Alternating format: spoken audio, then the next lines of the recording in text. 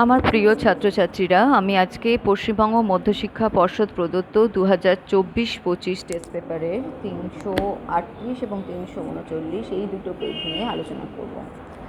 দেখো, প্রথমেই যেটা রয়েছে ইনস্ট্রাকশনটা পড়বে যে প্রতিটি প্রশ্নের সঠিক উত্তর নির্বাচন করে ক্রমিক সংখ্যা সহ উত্তরটি লেখো। প্রথমেই দেওয়া আছে যে লজ্জাপতির পাতা স্পর্শ করলে পাতা নুয়ে যায়। এটি হলো কেমোন্যাস্টি, সিসমোন্যাস্টি, ফটোন্যাস্টি এবং ফটোট্যাকটিক। উদ্ভিদের চলনকে 3 ভাগে ভাগ করা যায় আমরা জানি, ট্রপিক, ট্যাকটিক এবং ন্যাস্টিক। ট্রপিক হচ্ছে উদ্দীপকের গতিপথ অনুসারে, ন্যাস্টিক হচ্ছে উদ্দীপকের তীব্রতা অনুসারে, আর ট্যাকটিক হচ্ছে সামগ্রিক চলন। এই হচ্ছে উদ্ভিদের চলনের। এর মধ্যে যেটা কেমোন্যাস্টি কাদের ক্ষেত্রে দেখা যায়, যে কোনো পতঙ্গভুক উদ্ভিদ যারা পতঙ্গের প্রোটিনের জন্য বেঁকে যায়, যেমন হচ্ছে সূর্য শিশির, পাতাঝাজি, এগুলো। আর স্পর্শ বা বিভিন্ন আঘাত, ঘর্ষণ ইত্যাদি তীব্রতার প্রভাবে যখন উদ্ভিদ অঙ্গের চলন নিয়ন্ত্রিত হয় তখন তাকে বলা হয় সিসমোন্যাস্টি, যেটা লজ্জাপতির ক্ষেত্রে দেখা যায়। তাহলে এক্ষেত্রে সঠিক আনসার হবে 1.1 খ, সিসমোন্যাস্টি। কারণ দেখো, ফটোন্যাস্টি দেখা যায় সাধারণত কাদের ক্ষেত্রে, যেমন সূর্যমুখী বা পদ্ম, যারা কি হয় সূর্যের আলোতে মানে ফুলগুলো ফোটে।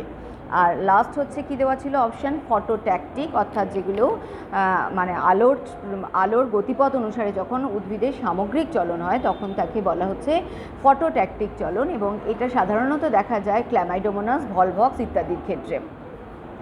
তাহলে অপশান হচ্ছে 1.1 খ। নেক্সট বলছে প্রদত্ত কোনটি জিব্রেলিনের কাজ নয়? বীজের সুপ্তাবস্থা ভঙ্গ করা, উদ্ভিদঙ্গের বৃন্তের বৃদ্ধিতে সহায়তা করা, উদ্ভিদের বার্ধক্য বিলম্বিত করা, বীজবিহীন ফল। এটা উদ্ভিদ হরমোন একাধিকবার আমি বলেছি, জিব্রেলিনের কাজ নয় হচ্ছে বার্ধক্য বিলম্বিত করা, কারণ এই কাজটা সাইটোকাইনিন করে।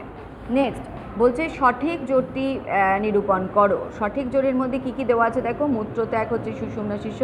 মস্তিষ্কের কাজ, বিভিন্ন অংশের কাজগুলো একাধিক টেস্ট পেপারের পেজে আমি আলোচনা করেছি, তাই আজকে আর এটা ডিটেলস বলছি না। এক্ষেত্রে কোনটা হবে, যে মানসিক আবেগ নিয়ন্ত্রণ করে হচ্ছে হাইপোথ্যালামাস। নেক্সট বলছে যে কোষচক্রের দশাগুলির সঠিক পর্যায়ক্রম। আমরা জানি যে কোষ বিভাজনের সাথে ইন্টারফেজ যে দশাটা, এটা কি হয়, একটা চক্রাকার পদ্ধতিতে হতে থাকে। কি হয়, ইন্টারফেজের পরে হচ্ছে মাইটোটিক সেল ডিভিশন।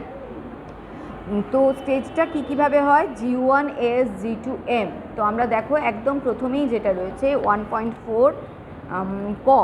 তাহলে এই পর্যায়ক্রমটি হচ্ছে সঠিক, কারণ বাকি পর্যায়ক্রমগুলো কিন্তু অন্যভাবে দেওয়া আছে। তো সেল ডিভিশনের ছবিটা আগে আমি অবশ্য তোমাদের সঙ্গে শেয়ার করেছি, তো আমি দেখছি আবার যদি আমি এখন পারি একবার দেখিয়ে দেবো তোমাদেরকে। নেক্সট যেটা বলছে বুলবিলের সাহায্যে জনন সম্পন্ন করে কে? বুলবিলের সাহায্যে জনন সম্পন্ন করে কে? চুপড়ি আলু, কারণ এটা উদ্ভিদের একটি অঙ্গজ জনন এবং এটার মাধ্যমে জনন সম্পন্ন করে হচ্ছে চুপড়ি আলু। নেক্সট বলছে আরএনএতে যে নাইট্রোজেনযুক্ত ক্ষারটি অনুপস্থিত।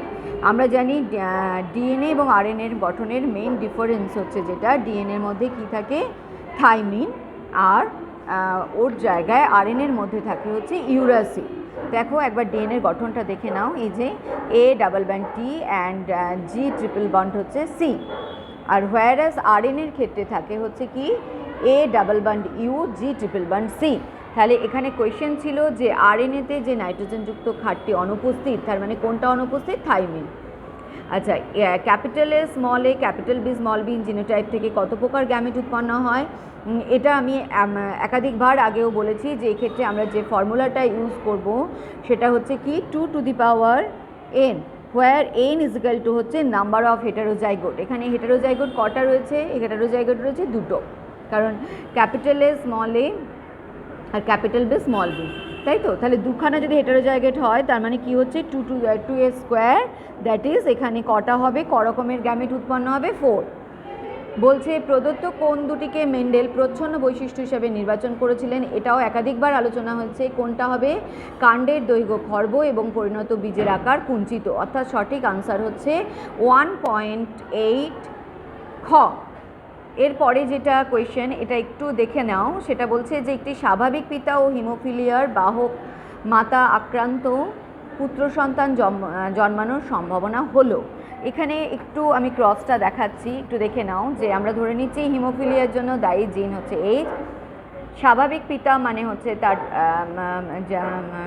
জেনেটাইপ হবে এটা, আর হিমোফিলিয়ার বাহক মাতার হচ্ছে ক্রস করলে তাদের মধ্যে কি হচ্ছে, গ্যামেটগুলো দেখো স্বাভাবিকের জন্য হচ্ছে প্লাস, তো গ্যামেটগুলো যখন আলাদা হচ্ছে তখন তাহলে মেলের ক্ষেত্রে হচ্ছে প্লাস আর হচ্ছে ওয়াই ক্রোমোজোম, মানে এক্স ক্রোমোজোমের মধ্যে স্বাভাবিক জিন আর এদিকে হচ্ছে ওয়াই ক্রোমোজোম, এদিকে মায়ের দুটো এক্স ক্রোমোজোমের মধ্যে একটি স্বাভাবিক এবং একটি হিমোফিলিয়ার জন্য দায়ী জিন।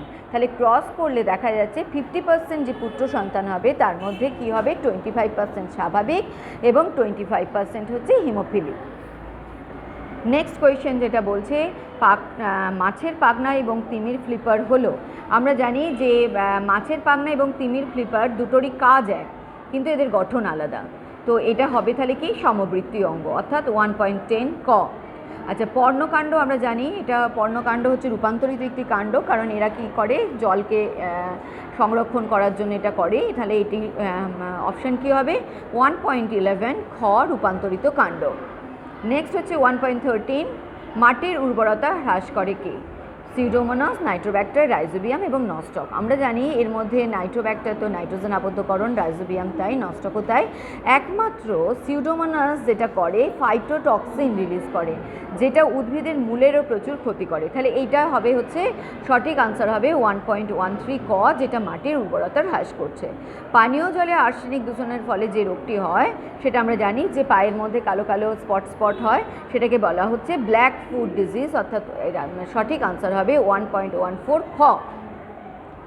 নেক্সট যেটা হচ্ছে 1.15 ভারতবর্ষের স্বীকৃত হটস্পটের সংখ্যা, ভারতবর্ষে স্বীকৃত হটস্পট হচ্ছে 4টে। হ্যাঁ, তো এই 15টা প্রশ্নের উত্তর তোমরা রেডি করবে আর নিজেদের খাতায় লিখে রাখবে। সবাই ভালো থেকো।